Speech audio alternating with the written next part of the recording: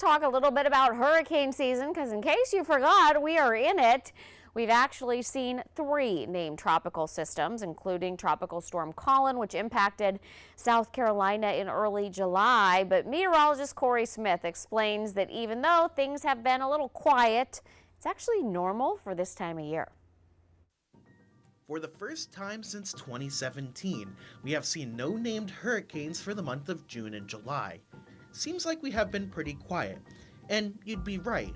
But looking at the wider picture, our hurricane season is right on track. By August 3rd, our average number of named storms sits right at 3. In 2022, we are right there, 3 named tropical systems so far this year. Things do begin to pick up, though, statistically speaking, over the coming months. June and July typically only account for 20% of our named storms, while the rest of the season is a whopping 80%. Forecasts indicate, though, August could remain quiet to start off. To talk in detail about the quiet weather we've been seeing in the tropics, we have to talk about sand. Not your average beach sand, though. We're talking about desert sand out in the Sahara Desert in Africa. This very fine and powdery sand easily gets kicked up by wind and storm systems this time of the year and actually gets lofted up into the atmosphere. This dust creates what we call the Saharan dust layer, which can travel thousands of miles as it gets picked up by tropical waves. You can see currently this dust over a very large portion of the Atlantic Ocean. Why does this matter?